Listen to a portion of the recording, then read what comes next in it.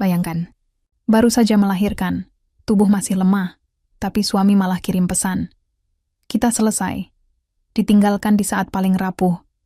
Tanpa uang, tanpa dukungan, hanya ada bayi kecil yang bahkan belum bisa membuka mata. Tapi siapa sangka, beberapa tahun kemudian, perempuan itu datang lagi. Bukan untuk memohon, tapi untuk duduk di kursi bos besar, di depan mantan suaminya sendiri, yang sampai pingsan melihatnya. Penasaran gimana caranya hidup bisa berbalik secepat itu? Dulu, hidup Nadia terlihat sempurna di mata banyak orang. Pernikahannya dengan Raffi berjalan baru 2 tahun. Tapi setiap kali mereka berjalan bersama di gang kecil perumahan Depok Timur, semua orang tersenyum iri. Pasangan muda yang harmonis, kata tetangga.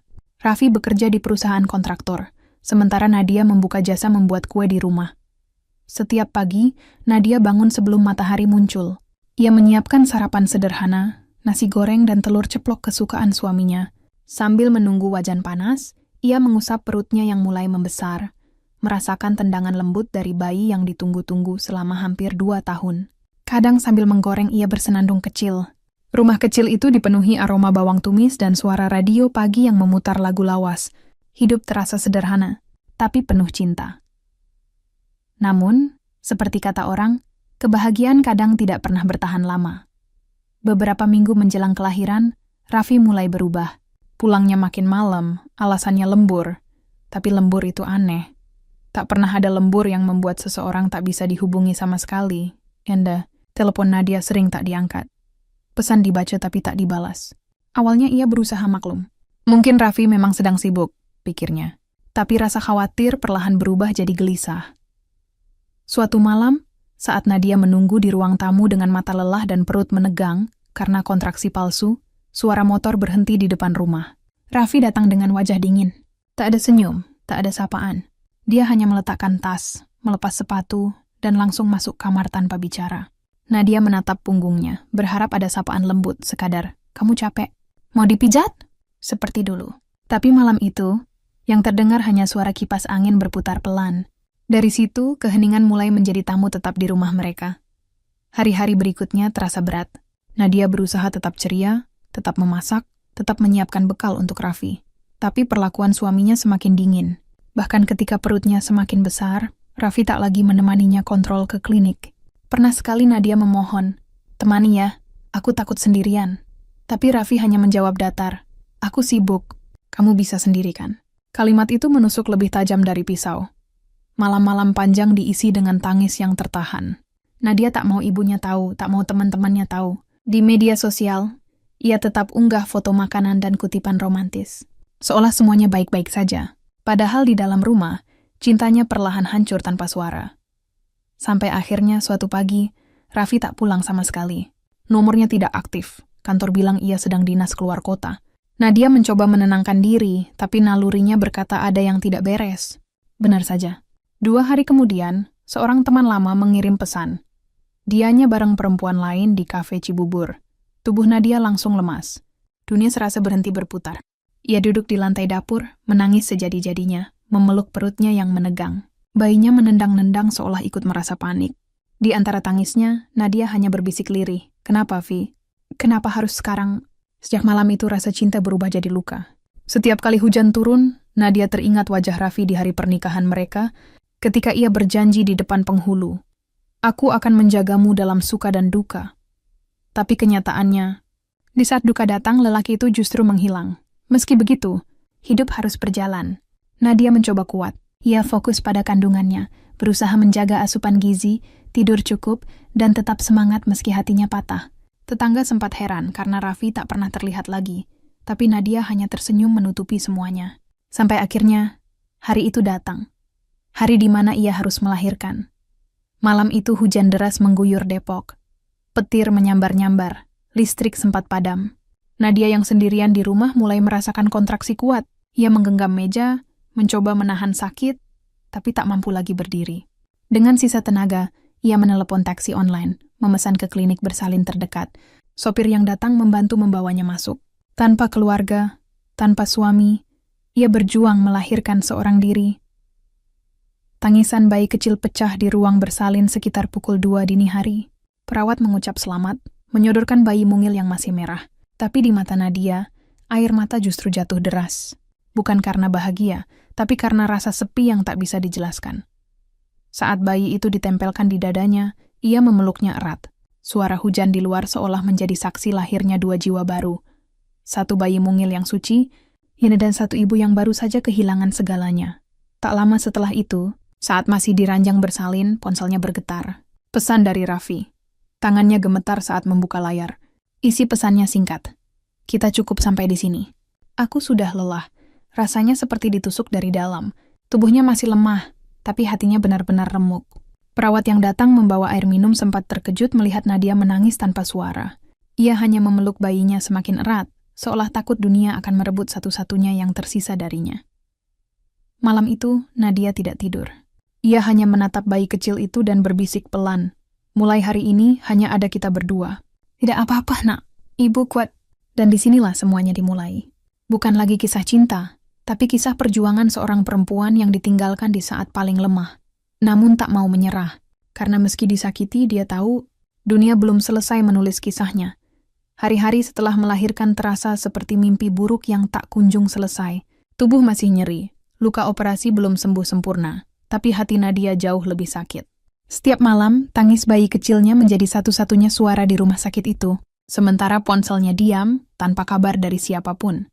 Tak ada ucapan selamat dari suami, tak ada bunga, tak ada pelukan. Setelah 3 hari, ia dipulangkan dari klinik di Beji dengan hanya satu tas plastik berisi baju bayi, kartu lahiran, dan segenggam keberanian.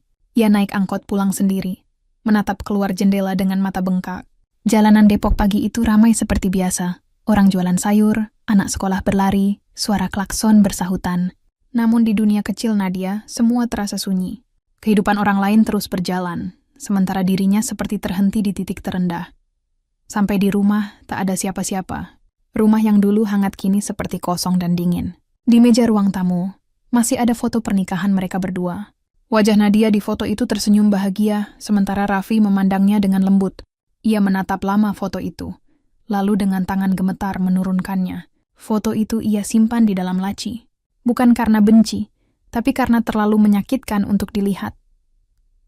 Beberapa hari kemudian, ibunya datang dari Bogor. Melihat anaknya yang pucat dan lemah, wanita itu langsung memeluk tanpa banyak tanya. Hanya pelukan itu yang akhirnya membuat Nadia benar-benar menangis keras untuk pertama kalinya setelah semuanya terjadi. Ibu hanya mengelus rambutnya dan berkata, "Sudah, nak.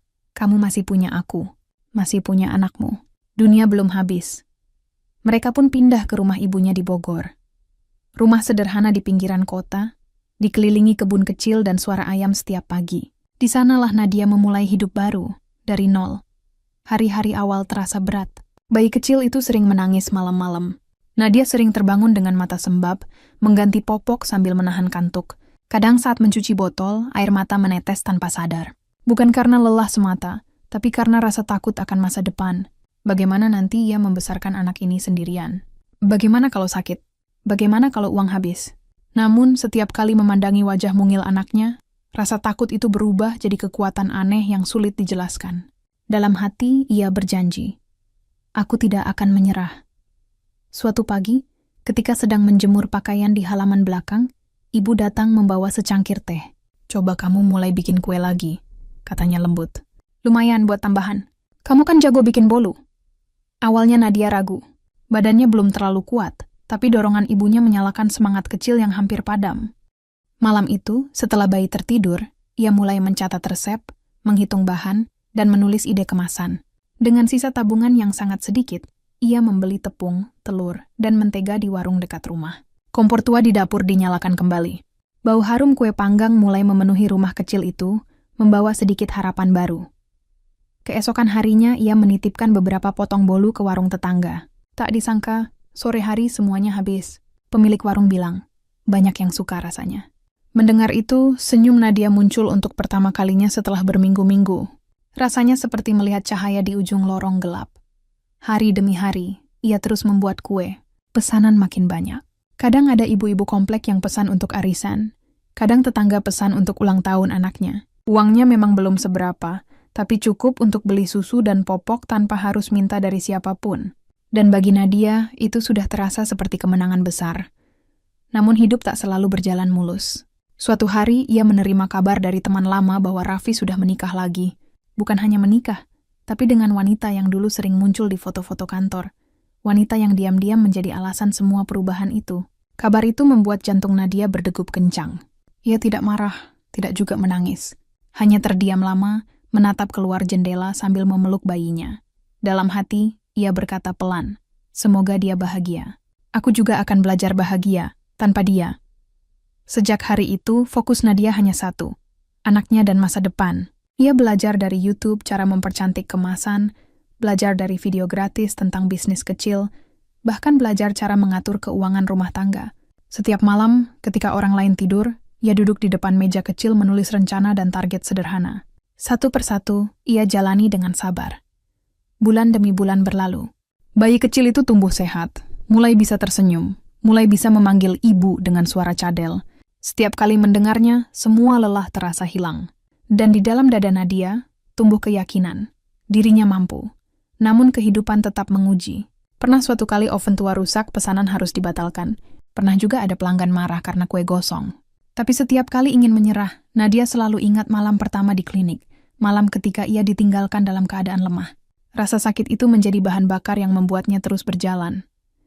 Ia tahu, tidak ada yang bisa mengembalikan waktu. Tapi ada satu hal yang bisa dilakukan. Membuktikan bahwa ia tidak hancur, meski sempat dipatahkan. Hari-hari di rumah ibunya kini tak lagi dipenuhi tangis. Tapi aroma kue yang manis dan suara tawa kecil anaknya. Dan di balik semua itu, ada seorang perempuan yang sedang perlahan membangun kembali hidupnya dari puing-puing, tanpa menyadari bahwa kelak dunia akan memutarnya kembali ke tempat yang sama, tempat di mana luka dulu dimulai. Tapi kali ini, dialah yang berdiri di atas. Waktu berlalu pelan tapi pasti. Sudah hampir 2 tahun sejak malam kelam itu di klinik Beji. Bayi kecil yang dulu lahir dalam tangis kini tumbuh jadi bocah ceria bernama Rafa. Setiap pagi, rumah kecil di Bogor selalu dipenuhi suara tawa Rafa yang memanggil, "Bu, kue lagi!" Sambil berlari di antara jemuran. Dan setiap kali mendengar itu, Nadia tahu, semua perjuangan tidak sia-sia. Dapur kecil di belakang rumah kini berubah jadi ruang produksi. Meja kayu yang dulu tempat mencuci sayur kini dipenuhi loyang, mixer, dan tepung. Kadang Nadia harus begadang sampai lewat tengah malam hanya untuk memenuhi pesanan. Tapi anehnya lelah itu tak lagi terasa pahit. Mungkin karena sekarang, setiap keringat punya arti. Setiap tetesnya membayar masa lalu yang dulu penuh air mata. Suatu hari, seorang pelanggan bernama Bu Ratna, ibu-ibu kompleks di Bogor Nirwana Residence, datang memesan kue ulang tahun. Nadia membuatkannya dengan hiasan sederhana, tapi rapi, kue coklat dengan buttercream lembut, dan tulisan, "Selamat ulang tahun Dira." Keesokan harinya, Bu Ratna datang lagi, tersenyum lebar. "Kue kamu enak banget, Dek. Anak saya suka sekali. Saya mau pesan lagi minggu depan, tapi lebih besar ya. Dan tolong kasih nama toko kamu, biar teman-teman saya bisa pesan juga." Dari situ, segalanya mulai berubah. Mulut ke mulut menyebar cepat. Pesanan datang bukan hanya dari tetangga, tapi dari orang-orang yang bahkan tak pernah Nadia kenal. Ia mulai membuat label sederhana bertuliskan Dapur Nadia dengan logo buatan sendiri, pakai spidol dan karton bekas. Meski sederhana, setiap kemasan ia buat dengan hati. Dan ternyata, hati memang tidak bisa dibohongi. Orang-orang bisa merasakannya. Dalam diam, Nadia mulai belajar. Ia menonton video tentang pemasaran online, membaca artikel tentang cara foto produk agar menarik, dan belajar membuat akun media sosial khusus untuk jualan. Awalnya tak ada yang melihat, tapi ia tetap rutin mengunggah foto. Kadang diambil dengan pencahayaan seadanya, tapi captionnya selalu tulus. Dibuat dengan cinta, dari dapur kecil untuk hati yang besar. Hari demi hari, pengikutnya bertambah. Bukan banyak tapi stabil. Dan setiap kali ada komentar pujian atau testimoni, Nadia selalu membaca sambil tersenyum kecil. Ia tak menyangka, dari dapur sempit itu, harapannya mulai tumbuh lagi. Namun tidak semua orang senang melihatnya bangkit. Ada 1-2 tetangga yang berbisik di belakang. Mengatakan kalau Nadia terlalu sibuk sampai lupa jadi ibu. "Aku lihat anaknya sering main sendiri, kasihan," kata salah satunya di warung. Nadia sempat mendengar itu. Rasanya sakit, tapi ia menahan diri. Ia tahu, setiap perjuangan pasti ada yang tidak mengerti. Yang penting, Rafa tidak kekurangan kasih sayang. Setiap malam, sebelum tidur, Nadia selalu membacakan doa di telinga anaknya, sambil mengelus rambutnya. "Besok kita bahagia lagi, Nak," begitu katanya setiap malam. Suatu pagi, Di antara kesibukan mengantarkan pesanan, Nadia hampir tertabrak motor di jalan Pajajaran. Kotak kuenya jatuh, sebagian rusak. Ia berdiri di pinggir jalan, menahan air mata, sementara orang-orang hanya lewat tanpa peduli. Hatinya terasa remuk lagi. Dalam diam ia berkata, "Kenapa hidup harus sesulit ini?" Tapi kemudian, seorang ibu muda menghampiri, membantu memungut kotak yang jatuh, lalu berkata, "Nanti saya bantu promosiin ya. Saya juga jualan online. Kue kamu harum banget, pasti enak." Dari orang asing itulah, semangatnya kembali menyala. Beberapa minggu kemudian, Nadia diundang mengikuti pelatihan UMKM di Balai Kota Bogor. Ia hampir tak percaya, namanya benar-benar tertera di daftar peserta. Dengan kerudung sederhana dan map berisi catatan, ia duduk di antara puluhan pengusaha kecil lain. Dari kanan dia belajar banyak tentang manajemen keuangan, strategi pemasaran, dan pentingnya membangun merek. Ia pulang membawa lebih dari sekadar sertifikat. Ia membawa rasa percaya diri yang selama ini hilang. Perlahan tapi pasti, usaha kecil itu tumbuh. Ia mengganti kemasan dengan desain baru, membuat akun Instagram profesional, dan mulai menerima pesanan dari luar kota. Beberapa bulan kemudian, ia memberanikan diri membuka toko kecil di Jalan Pajajaran, dekat dengan kampus IPB. Nama toko itu sama, Dapoer Nadia. Tulisan di papan kayu cat putih dengan huruf coklat, hasil kerja gotong royong bersama tukang tetangga. Hari pertama toko dibuka, pelanggan belum banyak, tapi Nadia tidak kecewa. Ia berdiri di balik etalase sambil menatap anaknya yang duduk di kursi kecil, menggambar di pojokan. Dalam hati ia merasa bangga. Bukan karena sudah sukses, tapi karena bisa sampai sejauh ini. Tanpa bergantung pada siapapun. Namun kehidupan tidak berhenti menguji. Suatu sore, saat sedang menghitung stok bahan, Nadia menerima surat tagihan. Ternyata, sewa tempat harus naik 2 kali lipat karena renovasi jalan di depan toko. Uang yang ada jelas belum cukup. Malam itu, Nadia duduk di kursi panjang depan toko, menatap jalanan sepi dengan mata berkaca-kaca. Rafa sudah tertidur di pangkuannya. Ia merasa lelah, sangat lelah. Tapi kemudian ia menatap wajah anaknya dan berkata dalam hati, "Kalau aku berhenti sekarang, semua perjuangan ini sia-sia." Keesokan paginya, ia menulis postingan di media sosial. Kadang hidup menekan kita bukan untuk menjatuhkan, tapi untuk melihat seberapa kuat kita bertahan. Postingan itu tiba-tiba viral. Ratusan orang membagikan dan mengomentari, banyak yang terinspirasi oleh kisahnya. Tak lama, ada influencer lokal yang datang ke tokonya, membeli kue dan membuat review. Dalam waktu seminggu, pesanan melonjak tajam. Nadia sampai harus menolak beberapa pelanggan karena produksi tak sanggup mengejar. Dan malam itu, saat semua orang tidur, Nadia duduk sendirian di dapur toko. Lampu temaram menyinari wajahnya yang lelah tapi damai. Tangannya masih beraroma coklat, dan di sebelahnya buku pesanan penuh coretan angka. Ia menatap keluar jendela, ke langit Bogor yang berawan, lalu tersenyum kecil. Dalam hati ia berbisik, "Terima kasih Tuhan, aku tidak sia-sia bertahan." Yang Nadia tidak tahu, di luar sana, roda kehidupan sedang berputar cepat. Tak lama lagi, takdir akan membawanya bertemu kembali dengan orang dari masa lalu. Bukan lagi sebagai istri yang ditinggalkan, tapi sebagai seseorang yang berdiri di atas, memimpin, dan membuat semua orang terdiam. Karena di balik dapur sempit itu, sedang tumbuh seorang perempuan kuat, yang sebentar lagi akan membuat dunia menoleh padanya. Waktu berjalan cepat, toko kecil itu kini tak pernah sepi pengunjung. Aroma roti hangat selalu memenuhi udara sekitar Jalan Pajajaran, Bogor. Orang-orang datang bukan hanya untuk membeli, tapi untuk merasakan suasana hangat yang entah kenapa berbeda. Toko itu memang sederhana, tapi di dalamnya ada energi yang tulus.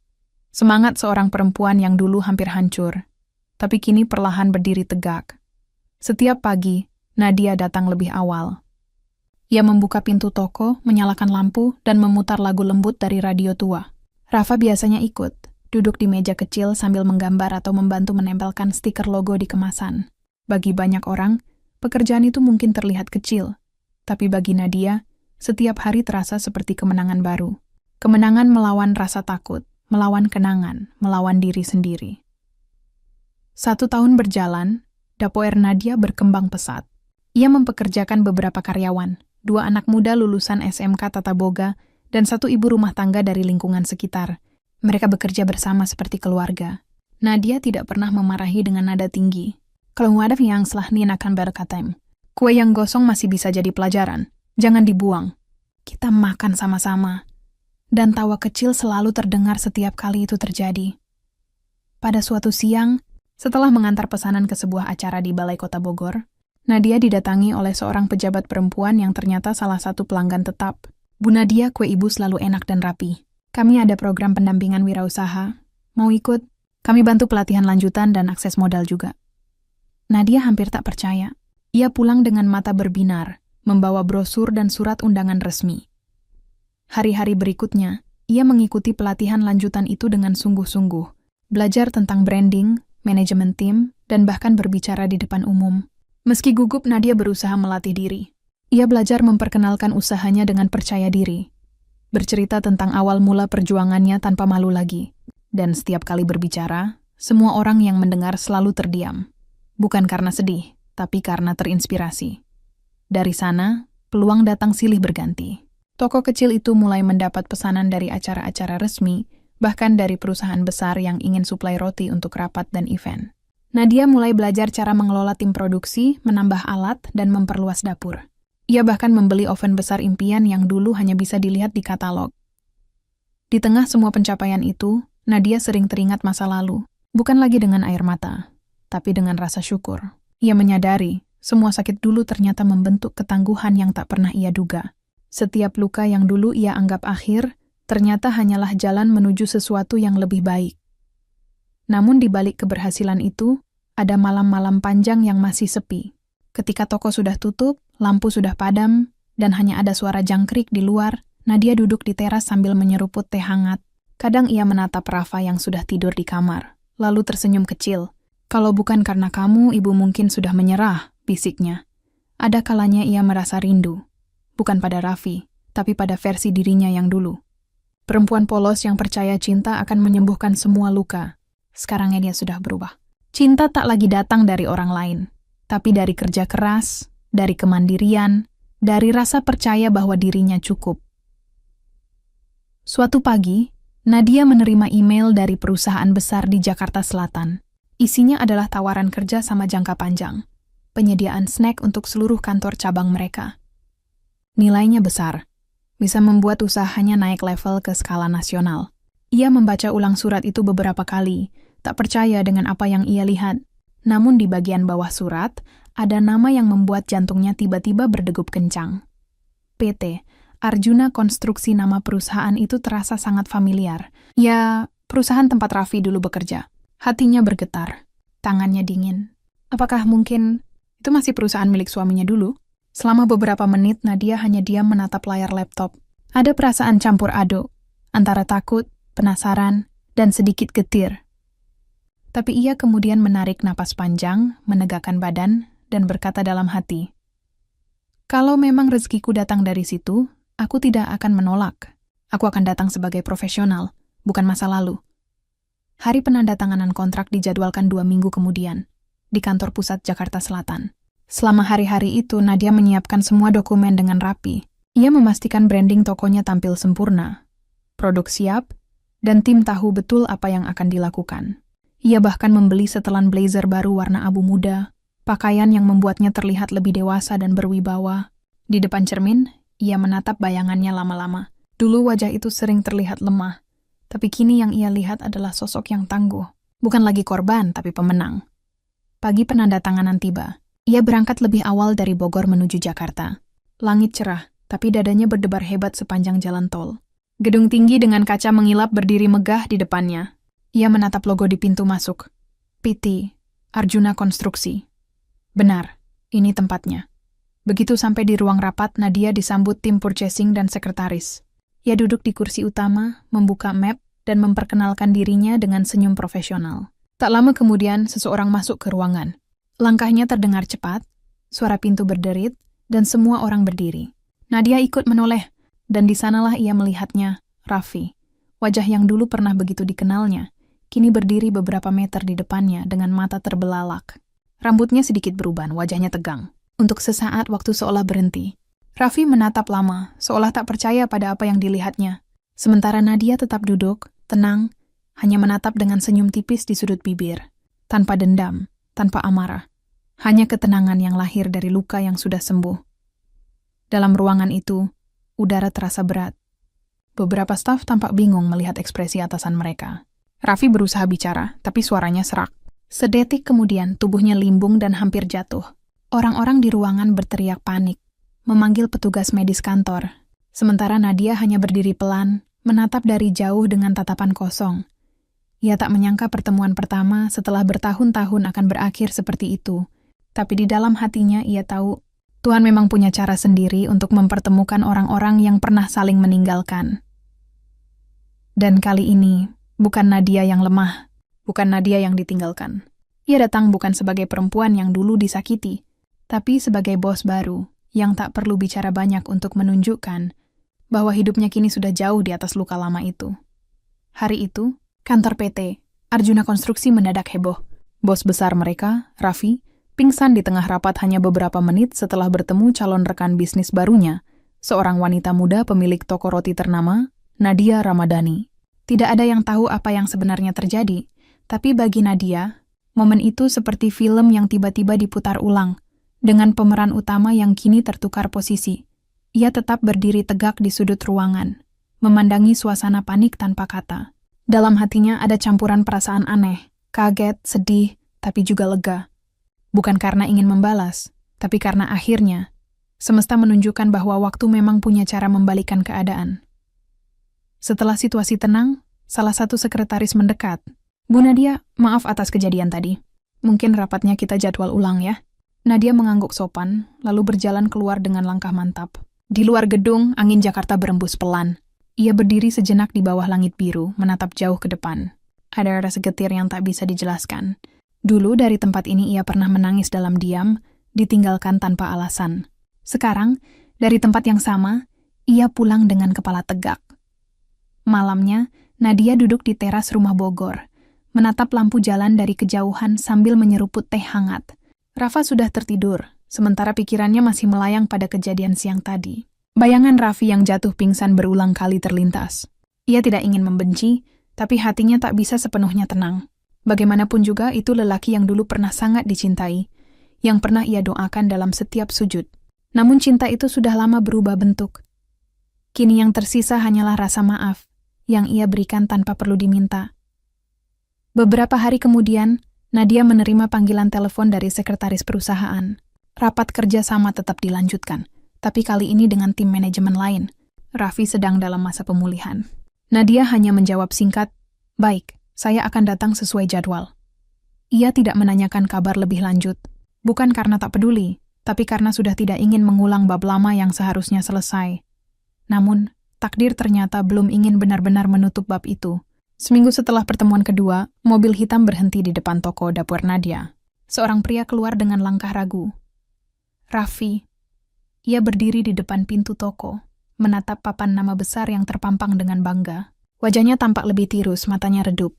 Saat Nadia keluar dari dapur dengan apron coklat, keduanya bertatapan untuk pertama kalinya tanpa jarak. Tak ada kata, hanya keheningan panjang, diiringi aroma roti yang baru matang. Setelah beberapa detik, Nadia memecah hening dengan nada datar. "Kalau mau beli, silakan duduk. Kami sedang promo varian baru." Raffi hanya terdiam. Nadia memanggil karyawannya, mempersilakan pelanggan lain lebih dulu, seolah pria di depannya hanyalah orang asing. Ia tak marah, tak membentak, hanya bersikap biasa. Dan justru itulah yang membuat Raffi semakin terpuruk. Akhirnya Raffi bicara pelan. "Nadia, aku cuma mau minta maaf." Nadia tidak menatapnya, hanya menjawab datar. "Tidak perlu. Semua sudah selesai bertahun-tahun lalu." Suaranya tenang, tapi di balik ketenangan itu ada sejarah panjang air mata yang sudah kering. Raffi menunduk lama. Dia tidak menyangka perempuan yang dulu ditinggalkannya dengan pesan singkat kini berdiri begitu anggun, mandiri, dan kuat. Yang dulu ia anggap lemah ternyata jauh lebih berani menghadapi hidup dibanding dirinya sendiri. Setelah beberapa menit, ia beranjak pergi tanpa bicara lagi. Dan di saat itu, Nadia menyadari sesuatu, bahwa maaf sejati memang bukan tentang berdamai dengan orang lain, tapi berdamai dengan diri sendiri. Hari-hari berikutnya kembali berjalan normal. Bisnis Nadia makin sibuk, kerjasama dengan perusahaan besar akhirnya disetujui tanpa hambatan. Ia mulai memasok kue untuk beberapa kantor di Jakarta dan Bogor. Nama Dapoer Nadia muncul di berbagai media lokal, bahkan masuk artikel online sebagai kisah inspiratif ibu tunggal yang bangkit dari nol. Tapi di balik senyum sukses itu, Nadia tetap sederhana. Setiap kali ada orang memuji, ia hanya berkata, "Saya cuma beruntung punya anak yang jadi alasan untuk terus maju." Namun, kabar tentang dirinya ternyata cepat menyebar, bahkan sampai ke telinga Raffi. Dari rekan bisnis, dari media sosial, dari papan iklan yang menampilkan wajah Nadia tersenyum dengan tagline, "Bangkit dari luka, tumbuh bersama cita rasa." Raffi sering memandangi papan itu diam-diam dari dalam mobil setiap kali lewat. Ada penyesalan yang tidak bisa ia sembunyikan. Ia kehilangan seseorang yang sebenarnya tak pernah layak ia lepaskan. Istrinya yang sekarang, wanita yang dulu menjadi alasan kepergiannya, sudah meninggalkannya setahun lalu. Hidupnya berantakan. Perusahaannya mulai goyah karena proyek gagal dan rekan bisnis yang menarik diri.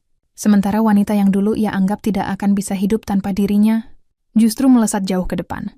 Dan di sanalah karma bekerja tanpa banyak suara. Suatu malam, Raffi duduk di mobilnya di depan toko Nadia. Toko sudah tutup, tapi lampu di dalam masih menyala. Ia melihat Nadia sedang memeriksa laporan sambil tertawa kecil bersama karyawannya. Wajahnya terlihat bahagia, bukan bahagia karena uang, tapi karena tenang. Raffi memandangi pemandangan itu lama, lalu menutup mata dengan napas berat. Andai waktu bisa diulang, mungkin ia akan memilih tetap bertahan, menemani saat sulit, bukan malah pergi di saat wanita itu paling butuh dirinya. Sementara di dalam toko, Nadia tidak tahu bahwa seseorang sedang menatap dari kejauhan. Ia hanya menulis catatan kecil di buku harian. "Dulu aku takut kehilangan. Sekarang aku belajar. Yang pergi memang harus pergi, agar ruang di hatiku bisa diisi dengan damai." Dan malam itu, di tengah kesunyian Bogor yang lembab, dua orang yang dulu pernah berbagi cinta kini berdiri di dua dunia yang sama sekali berbeda. Satu tenggelam dalam penyesalan, satu tumbuh dalam kekuatan. Kisah hidup memang aneh. Kadang yang meninggalkan justru kehilangan arah, sementara yang ditinggalkan menemukan makna. Nadia kini tahu, balas dendam terbaik bukan dengan membalas luka, tapi dengan menunjukkan bahwa ia bisa bahagia tanpa harus menyakiti siapapun. Ia tidak lagi menoleh ke masa lalu. Tidak ada alasan untuk membuktikan apapun. Karena yang terpenting kini bukan siapa yang kalah atau menang, tapi siapa yang mampu bertahan dan berdiri dengan kepala tegak meski pernah dijatuhkan sedalam itu. Dan malam itu, ketika Nadia menutup pintu toko, ia tersenyum kecil sambil berbisik, "Terima kasih, masa lalu. Karena kamu, aku jadi tahu betapa kuatnya aku." Setelah pertemuan canggung itu, hidup Nadia terus berputar semakin cepat. Toko rotinya yang dulu hanya menempati ruko kecil di Bogor kini memiliki cabang di Depok dan Bekasi. Nama Dapoer Nadia sudah dikenal luas, bukan hanya karena rasa kuenya yang khas, tapi juga karena kisah di baliknya, seorang ibu tunggal yang membangun semuanya dari titik nol. Setiap pagi, jalan di depan tokonya selalu ramai. Mobil-mobil antre menunggu pesanan, kurir sibuk mengangkut box besar, dan pelanggan berfoto di depan mural bertuliskan, "Dari luka, lahir rasa yang manis." Nadia sering berdiri di depan mural itu, menatap kalimat yang ia tulis sendiri 3 tahun lalu, sebuah pengingat bahwa semua yang pahit dulu akhirnya menjadi kekuatan. Di balik keberhasilan itu, Nadia tetap rendah hati. Ia masih menyempatkan diri untuk mengajar anak-anak muda di pelatihan UMKM daerah. Ia ingin perempuan lain tahu bahwa mereka pun bisa bangkit, meski dunia terasa tidak adil. Setiap kali ada yang berkata, "Saya takut mulai," ia hanya menjawab lembut, "Yang penting bukan seberapa cepat kamu sukses, tapi seberapa kuat kamu berdiri ketika gagal." Sementara itu, di Jakarta keadaan Raffi justru berbanding terbalik. Perusahaannya kehilangan banyak proyek besar. Rekan investor yang dulu percaya padanya, kini menarik diri satu persatu. Kehidupan rumah tangganya pun sudah berakhir sejak lama. Istri keduanya memilih pergi, membawa semua barang berharga. Dan untuk pertama kalinya dalam hidupnya, Raffi benar-benar sendirian. Setiap kali duduk di ruang kerja yang dulu terasa megah, ia merasa ruangan itu kini terlalu sepi. Foto-foto kenangan di dinding, penghargaan, sertifikat, dan potret dirinya tersenyum saat menandatangani proyek besar, semuanya terasa hambar. Ia baru menyadari, semua yang dulu dianggap kemenangan ternyata hampa tanpa kedamaian di hati. Suatu malam, ketika ia sedang menyusun laporan keuangan, matanya tertumbuk pada berita online.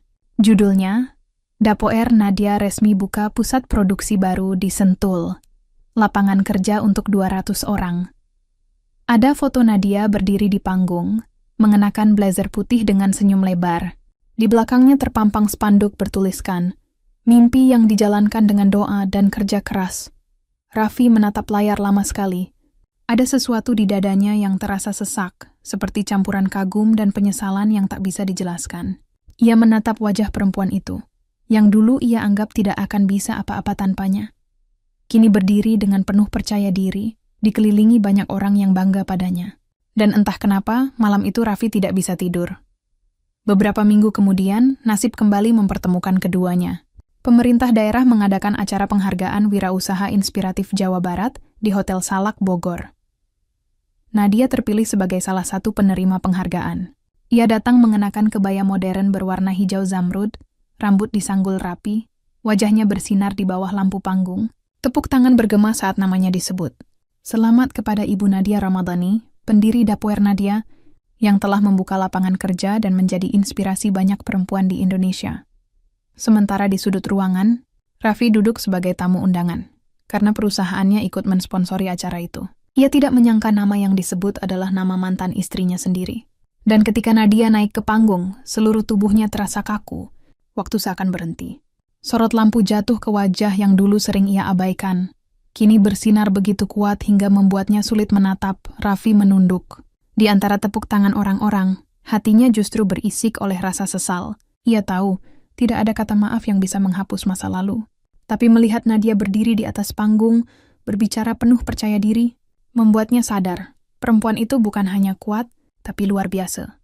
Setelah acara, Nadia berbincang dengan beberapa tamu dan wartawan. Senyumnya tidak pernah pudar, meski tubuhnya sudah lelah. Ketika ia hendak keluar ruangan, Raffi mencoba mendekat. Nadia, suaranya pelan, hampir tenggelam oleh riuh tamu. Perempuan itu menoleh sebentar, matanya menatap tanpa ekspresi berlebihan. Selamat malam, katanya singkat lalu berjalan pergi, meninggalkan Raffi berdiri sendiri di tengah keramaian. Sepulang dari acara itu, Nadia membuka jendela kamarnya. Langit malam Bogor dipenuhi bintang. Ia menatap keluar lama, lalu tersenyum kecil. Tidak ada kebanggaan yang berlebihan, tidak ada dendam yang tersisa. Yang ada hanya rasa lega, karena ternyata waktu memang menyembuhkan segalanya. Raffi, di sisi lain, masih memandangi kartu undangan yang ia genggam sejak tadi. Tangannya gemetar. Ia menatap namanya di pojok bawah, tertulis sebagai sponsor kecil, lalu berbisik pelan. Dulu aku pikir aku yang menyelamatkan dia. Ternyata, dia yang lebih kuat daripada siapapun yang pernah aku kenal. Beberapa hari kemudian, sesuatu yang tak disangka terjadi. Nadia mendapat tawaran besar dari sebuah investor asing yang tertarik bekerja sama memperluas bisnis rotinya ke tingkat nasional. Mereka ingin membuka pabrik modern dengan sistem waralaba di beberapa kota besar, Surabaya, Bandung, Medan. Tawaran itu membuat Nadia tertegun. Dia tahu ini langkah besar, langkah yang bisa mengubah hidupnya sepenuhnya.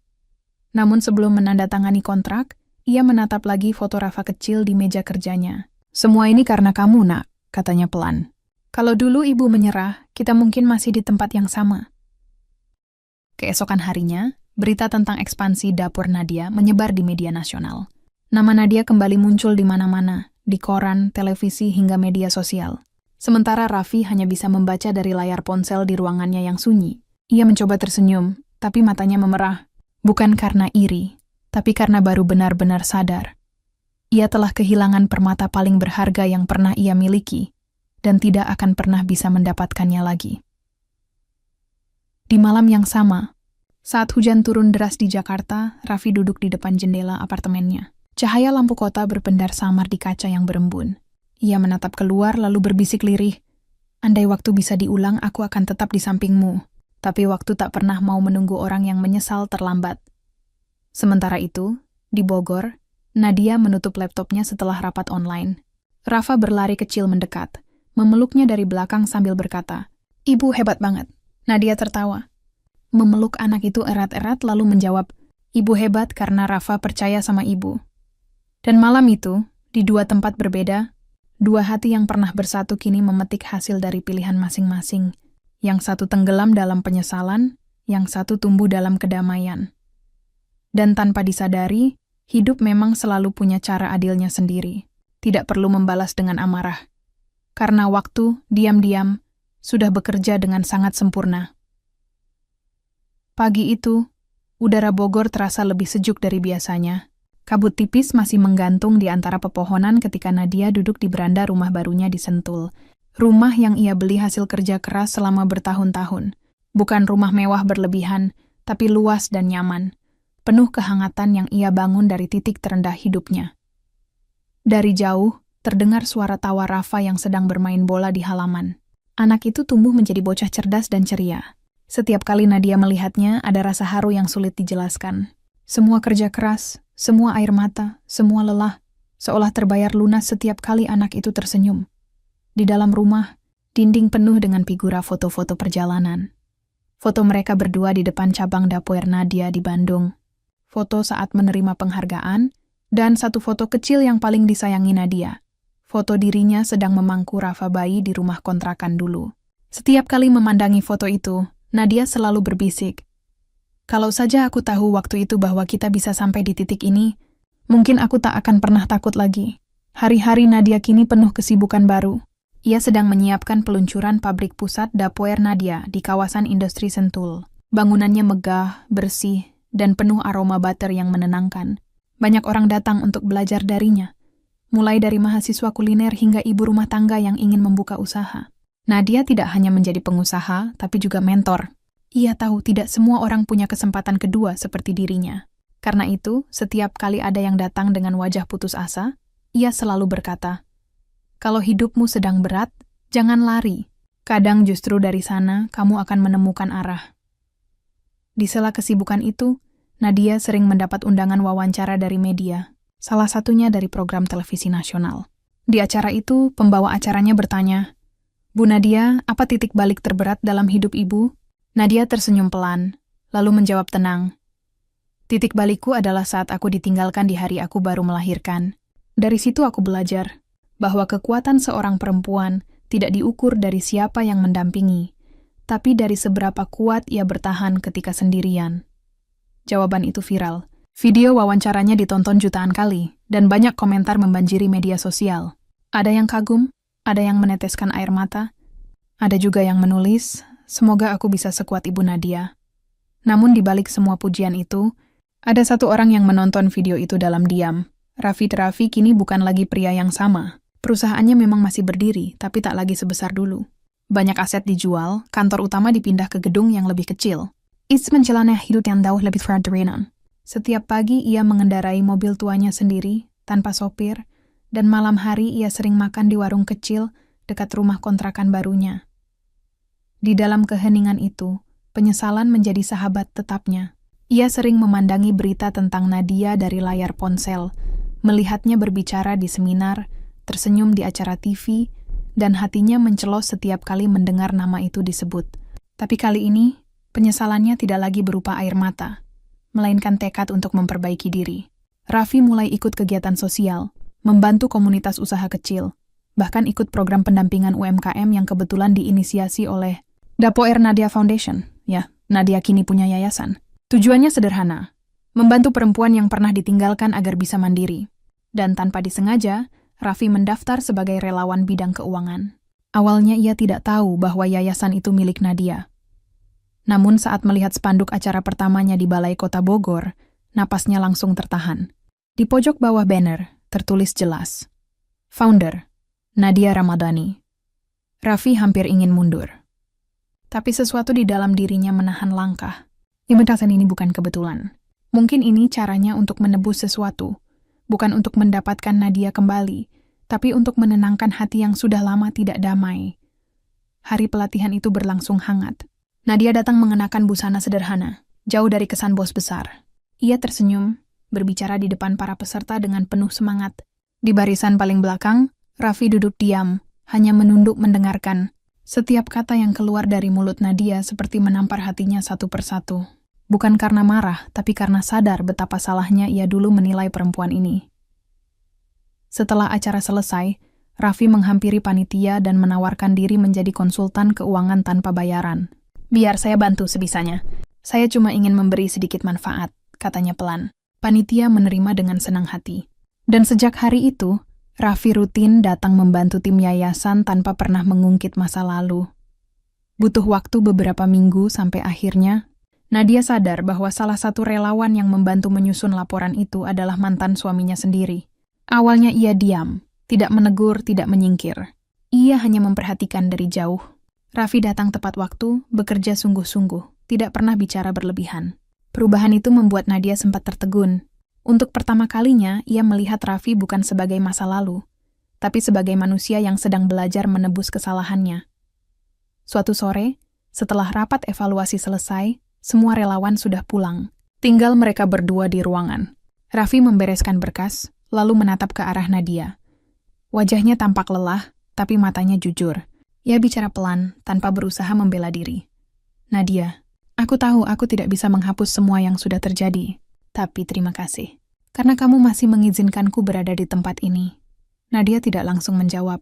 Ia hanya mengangguk kecil lalu berkata lembut. Waktu sudah berlalu, Raffi.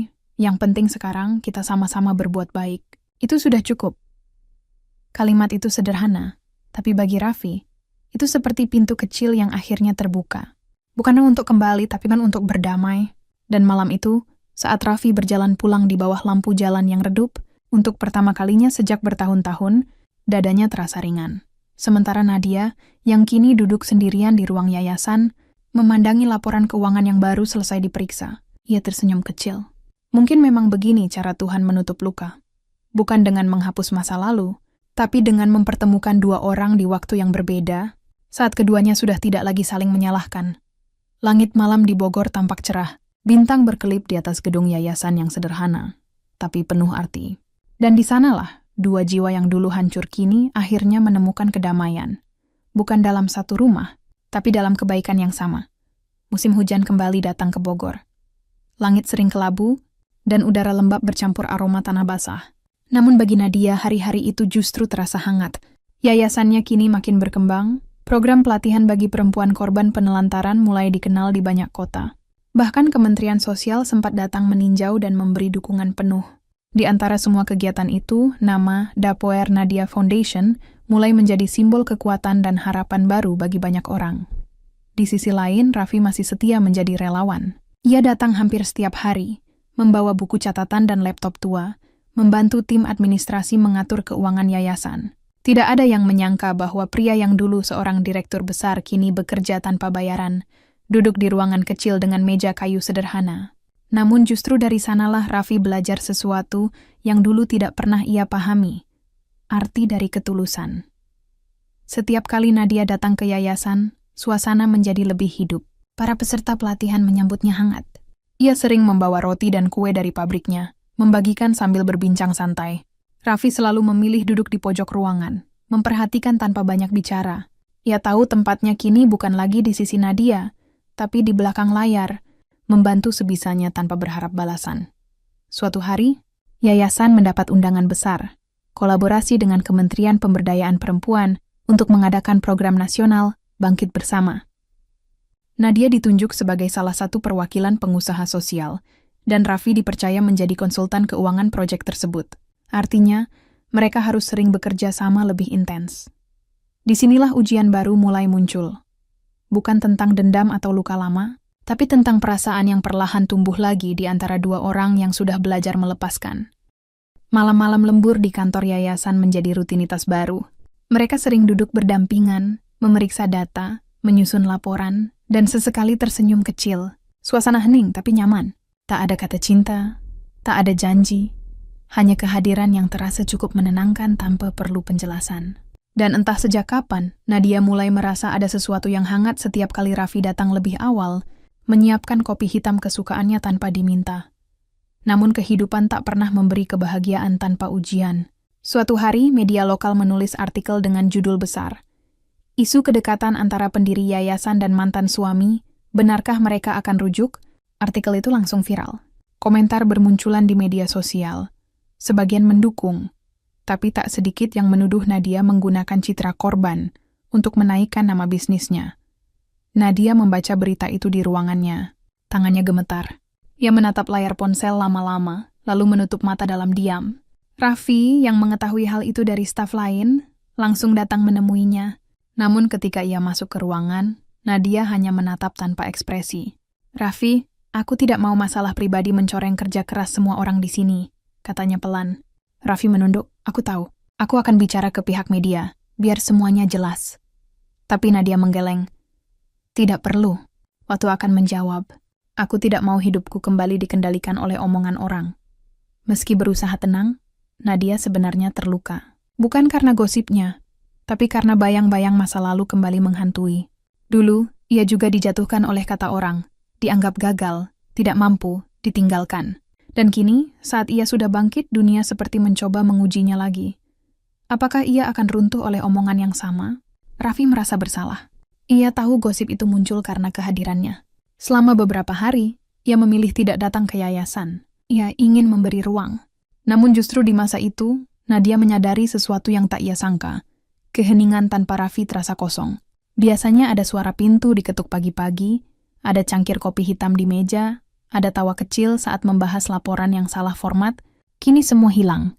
Dan untuk pertama kalinya setelah sekian lama, Nadia merasa rindu bukan pada masa lalu, tapi pada seseorang yang kini hadir tanpa menyakitinya. Beberapa minggu berlalu. Acara Bangkit Bersama berjalan sukses besar. Nadia naik ke panggung memberi pidato inspiratif di depan ratusan peserta dari seluruh Indonesia. Raffi duduk di barisan belakang, menatapnya dengan bangga. Ketika acara usai, para tamu berdiri memberi tepuk tangan panjang. Nadia turun dari panggung, matanya mencari ke arah kursi belakang. Tapi Raffi sudah pergi diam-diam. Ia hanya meninggalkan secarik catatan di atas meja. Terima kasih sudah memberi kesempatan untuk memperbaiki diri, walau sedikit. Aku bangga melihatmu jadi cahaya untuk banyak orang. Nadia menggenggam kertas itu lama. Ada sesuatu yang menyesak di dada.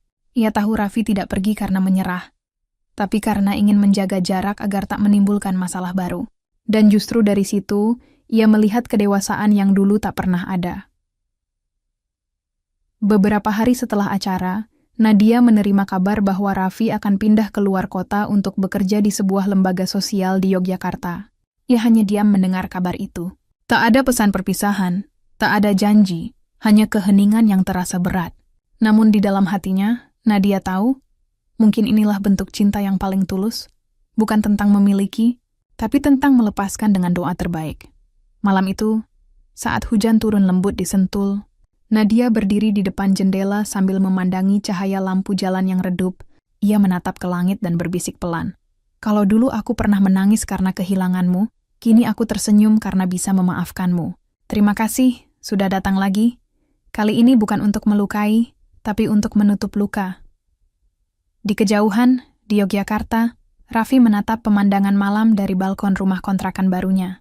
Ia membuka ponsel dan melihat foto acara Bangkit Bersama. Di sana, Nadia sedang tersenyum cerah dengan latar spanduk besar di belakangnya. Ia menatap layar itu lama, lalu tersenyum kecil. Dia sudah sampai di tempat yang bahkan aku tak pernah sangka. Gumamnya lirih. Dan malam itu, untuk pertama kalinya, keduanya tidur dengan hati yang benar-benar tenang. Bukan karena saling memiliki, tapi karena sudah belajar saling mengikhlaskan. Waktu memang tidak selalu mempertemukan dua orang yang saling mencintai. Kadang, waktu hanya ingin menunjukkan bagaimana dua jiwa yang dulu hancur, kini bisa sama-sama sembuh tanpa harus kembali. Setahun berlalu sejak kepergian Raffi ke Yogyakarta. Banyak hal berubah dalam hidup Nadia. Yayasan yang dulu berdiri di bangunan kecil kini sudah memiliki kantor 2 lantai di Cibinong. Produksi roti dan kue miliknya berkembang pesat, bahkan masuk ke jaringan supermarket besar. Ia sering diundang ke acara televisi sebagai pembicara, membahas kisah perjuangannya sebagai ibu tunggal yang berhasil bangkit dari keterpurukan. Dari luar, hidupnya tampak sempurna. Rumah yang dulu sederhana kini lebih luas, dengan taman kecil di depan dan ruang kerja yang rapi. Anaknya Aruna tumbuh sehat dan cerdas, kini duduk di kelas 1 SD. Setiap pagi mereka berangkat bersama, Nadia menggandeng tangan kecil itu sambil bercanda. Dan setiap kali mendengar Aruna tertawa, hatinya terasa penuh. Meski di sudut terdalam, masih ada ruang kosong yang tak bisa dijelaskan. Namun, seiring naiknya kesuksesan, datang pula tantangan baru. Nadia mulai merasa lelah dengan sorotan publik. Banyak orang memuji, tapi tak sedikit pula yang mencibir. Ada yang bilang ia terlalu ambisius. Ada yang menuduh ia menjual luka masa lalu untuk mencari simpati. Padahal, semua yang ia lakukan hanya ingin membuktikan bahwa luka bisa menjadi bahan bakar untuk bangkit. Suatu sore, Setelah acara wawancara di stasiun TV nasional, Nadia duduk sendirian di ruang makeup. Lampu-lampu terang di depan cermin membuat wajahnya tampak sempurna, tapi matanya terlihat lelah. Ia menatap pantulan dirinya. Wajah perempuan yang dulu pernah menangis di klinik, kini berubah menjadi sosok kuat dan anggun. Namun entah kenapa, rasa bahagia yang dulu diimpikan terasa samar. Kadang di tengah keramaian ia merasa sunyi. Banyak orang datang untuk memuji, tapi sedikit yang benar-benar memahami. Ia sadar, selama ini hidupnya penuh dengan tujuan, tapi lupa memberi ruang untuk perasaan. Malam itu, saat semua orang tidur, Nadia duduk di ruang tamu dengan secangkir teh. Di tangannya, ada tumpukan surat ucapan terima kasih dari para perempuan yang terbantu oleh yayasannya. Surat-surat itu sederhana, ditulis dengan tinta yang kadang berantakan, tapi setiap kalimatnya menyentuh hati. Salah satu surat berbunyi, "Bu Nadia, terima kasih sudah membuat kami percaya bahwa hidup masih bisa diulang dari awal. Saya dulu hampir menyerah, tapi setelah ikut pelatihan ibu, saya mulai jualan lagi. Sekarang anak saya bisa sekolah. Semoga ibu selalu diberkahi." Air mata menetes tanpa sadar. Untuk pertama kalinya setelah lama, Nadia menangis bukan karena sedih, tapi karena merasa benar-benar berarti. Malam itu ia menyadari, mungkin inilah makna kesuksesan sebenarnya. Bukan saat dipuji banyak orang, tapi ketika hidup kita mampu mengubah hidup orang lain.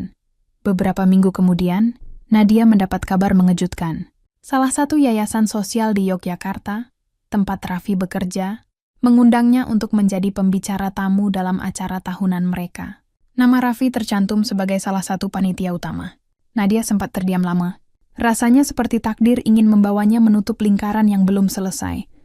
Setelah berpikir beberapa hari, ia memutuskan untuk datang. Bukan untuk nostalgia, tapi untuk menghargai perjalanan yang sudah mereka lewati masing-masing.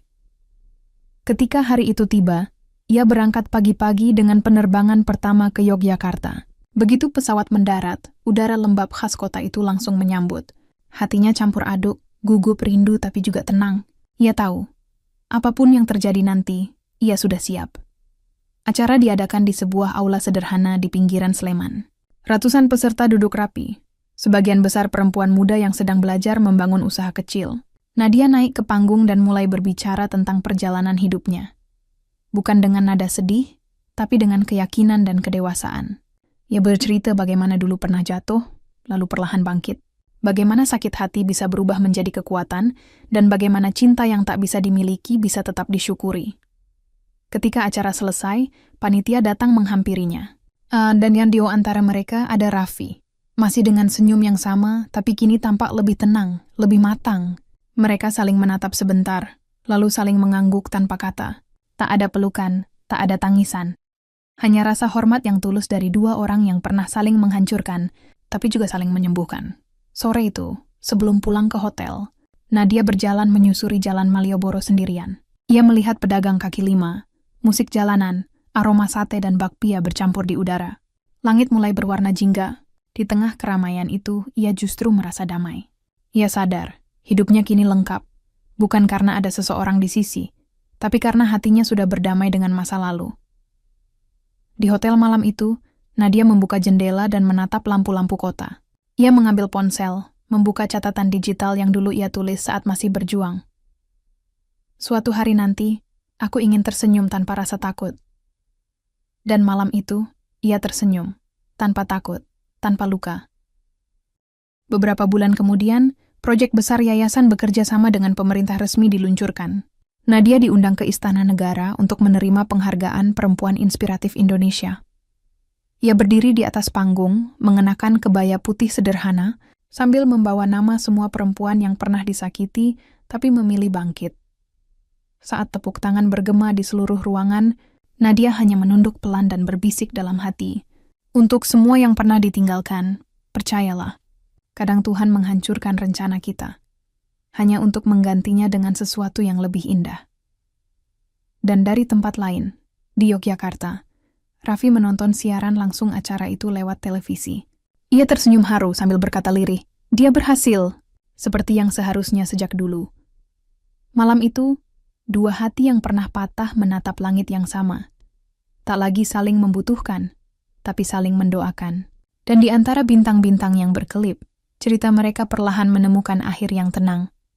Bukan bahagia karena bersama, tapi karena akhirnya sama-sama sembuh. 3 tahun sudah berlalu sejak malam penghargaan besar itu. Banyak hal telah berubah. Yayasan Dapoer Nadia Foundation kini memiliki cabang di beberapa kota. Program pelatihannya menjangkau ratusan perempuan, membantu mereka membangun usaha rumahan dan mendapatkan kehidupan baru. Nama Nadia sering muncul di media nasional, tapi kini ia tak terlalu peduli pada sorotan itu. Ia lebih memilih fokus pada hal-hal kecil, mengantar Aruna sekolah, menyiapkan sarapan, dan mengajar peserta pelatihan yang baru bergabung. Pagi di rumahnya di Sentul selalu dimulai dengan aroma kopi dan suara ayam dari tetangga. Anaknya, Aruna, kini berusia 9 tahun. Gadis kecil yang ceria, pintar, dan suka bertanya. Kadang, saat mereka sarapan, Aruna dengan polos bertanya, "Bu, kenapa ayah nggak pernah kesini lagi?" Pertanyaan itu sempat membuat dada Nadia sesak, tapi kini ia bisa menjawab dengan senyum lembut. Karena ayah sedang membantu orang lain di tempat yang jauh, sayang, tapi doamu selalu sampai padanya. Aruna hanya mengangguk sambil tersenyum kecil, lalu melanjutkan makan rotinya. Dan di detik itu, Nadia tahu, luka masa lalu benar-benar telah berubah menjadi pelajaran hidup. Hari-hari berlalu dengan tenang. Kadang ada undangan dari berbagai kota, kadang ada proposal kerja sama. Tapi di sela kesibukan, Nadia selalu menyisihkan waktu untuk dirinya sendiri. Ia suka berjalan di taman dekat rumah setiap sore, menatap langit senja sambil mendengarkan suara jangkrik. Di sanalah biasanya ia berbicara dengan dirinya yang dulu, perempuan yang pernah hancur, pernah takut, tapi akhirnya berdiri lagi. Kadang ia tersenyum, kadang matanya berkaca-kaca. Bukan karena sedih, tapi karena rasa syukur yang begitu besar. Suatu hari, ia menerima sebuah surat yang dikirim dari Yogyakarta. Surat dengan tulisan tangan yang sudah tak asing lagi, Raffi. Ia menulis dengan singkat, "Nadia, semoga kamu selalu sehat. Aku baru saja memulai proyek sekolah gratis di Gunung Kidul. Aku belajar banyak dari yayasanmu. Terima kasih karena dulu kamu tidak membenci, tapi malah mengajarkan aku bagaimana mencintai dengan cara yang benar." Nadia membaca surat itu dengan senyum samar. Ia melipatnya rapi, memasukkannya ke dalam buku catatannya. Bukan sebagai kenangan cinta, tapi sebagai tanda bahwa dua orang manusia bisa berubah menjadi versi terbaiknya tanpa harus kembali bersama. Beberapa bulan kemudian, Nadia memutuskan untuk membuat proyek baru.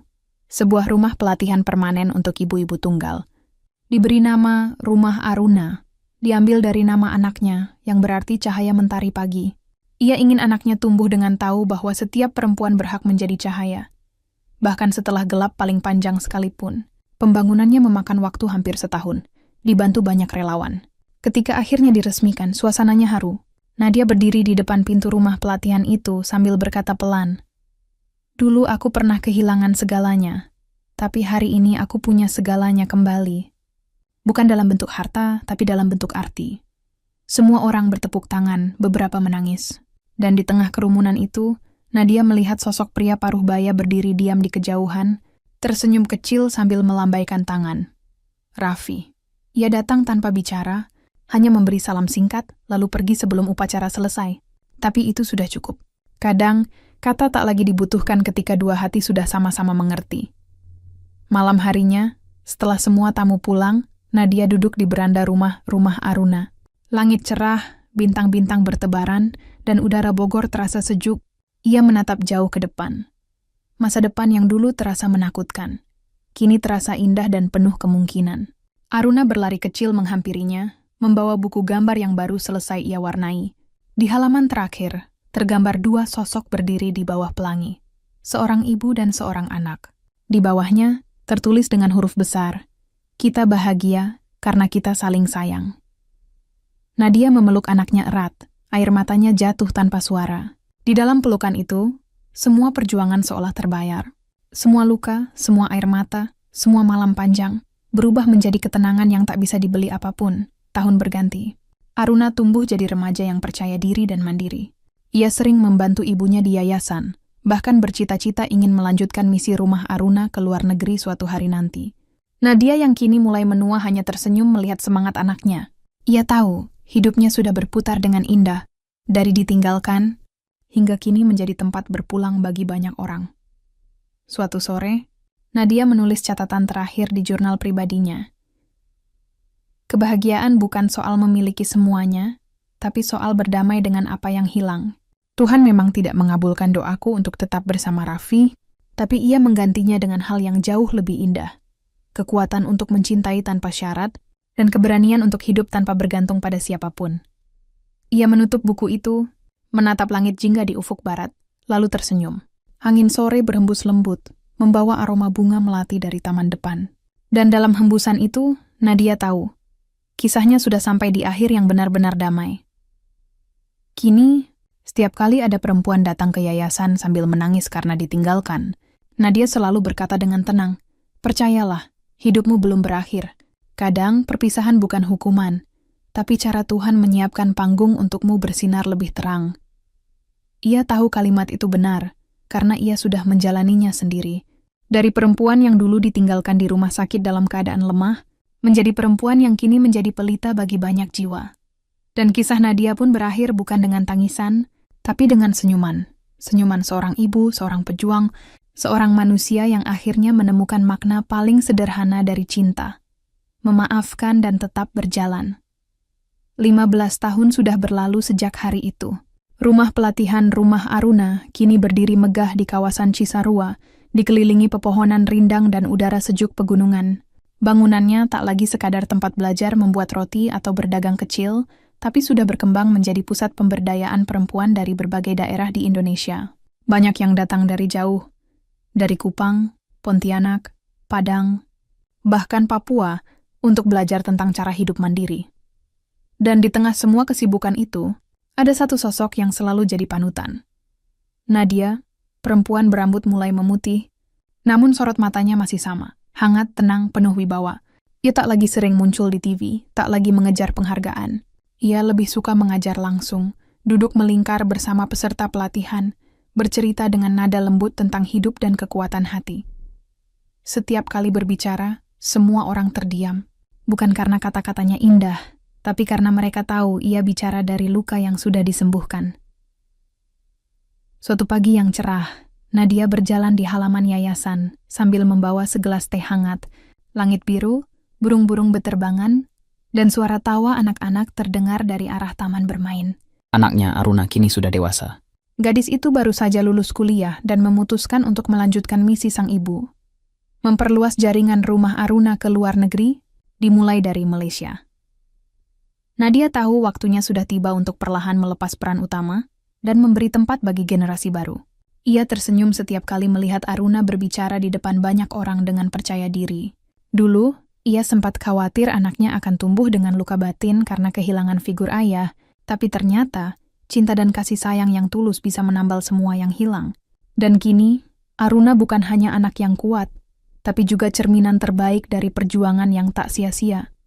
Suatu sore, ketika matahari mulai turun di balik gunung, sebuah mobil berhenti di depan gerbang yayasan.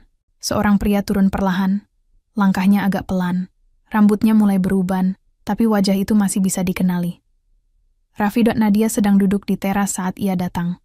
Keduanya saling menatap beberapa detik, lama tapi penuh makna.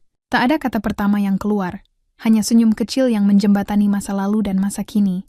Raffi datang bukan untuk nostalgia, tapi untuk sebuah tujuan. Ia kini menjadi pengurus lembaga sosial internasional yang fokus pada pendidikan anak-anak di pelosok.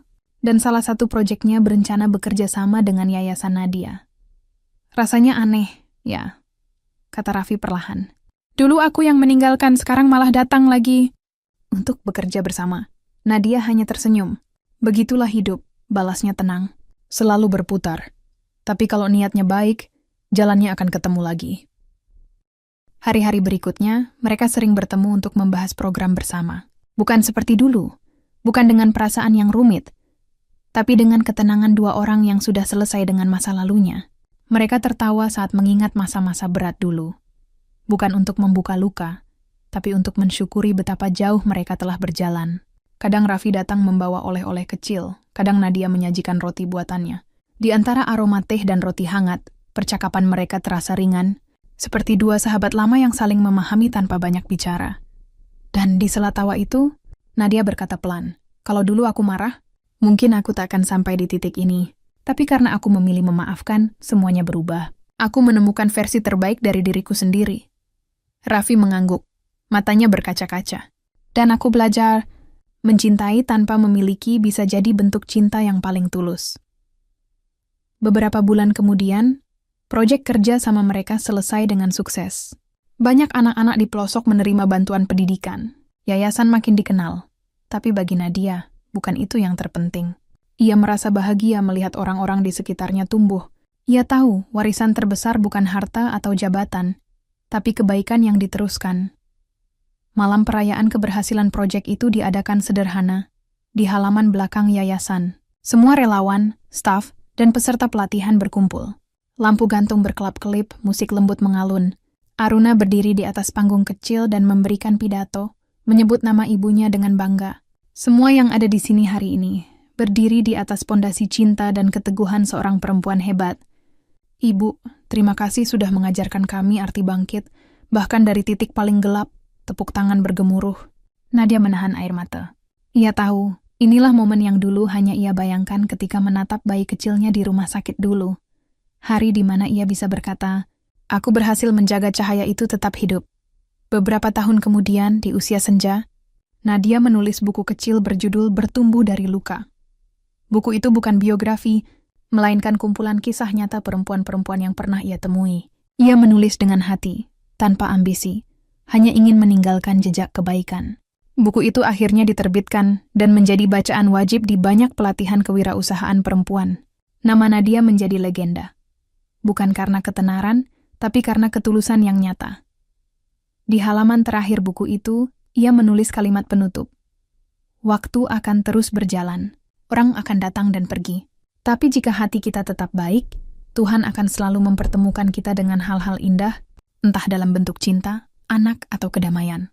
Suatu pagi, beberapa tahun setelah buku itu terbit, Nadia berjalan pelan di taman yayasan sambil menggandeng cucu kecilnya. Aruna kini sudah menikah, dan rumah itu kini dipenuhi tawa anak-anak. Nadia menatap langit cerah dan berkata lembut, hidupku penuh liku, tapi setiap luka membawa aku ke tempat yang lebih baik. Dan aku bersyukur, semuanya terjadi, agar aku bisa sampai di sini. Anak kecil di sampingnya menatap penasaran. Nenek, apa itu luka? Nadia tersenyum. Luka itu tanda kalau dulu kita pernah berjuang. Anak kecil itu mengangguk polos, lalu memeluknya erat. Dan di detik itu, dunia terasa sempurna. Tenang, damai, lengkap, waktu terus berjalan. Orang datang dan pergi, tapi cerita Nadia tetap hidup. Diceritakan kembali oleh perempuan lain, di tempat lain, dengan versi perjuangan mereka sendiri.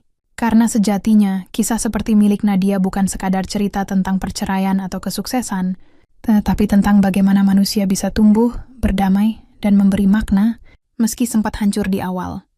Dan di akhir kisah ini, satu hal yang tersisa hanya kalimat sederhana. Kalimat yang dulu pernah ia ucapkan sambil menatap bayi mungil di pelukannya. Kita mungkin tidak bisa memilih siapa yang datang, tapi kita bisa memilih siapa yang ingin kita jadikan alasan untuk terus berjalan. Inilah hidup, tidak selalu indah, tapi selalu bisa disyukuri. Syukuri. Syukuri. Syukuri. Syukuri. Syukuri.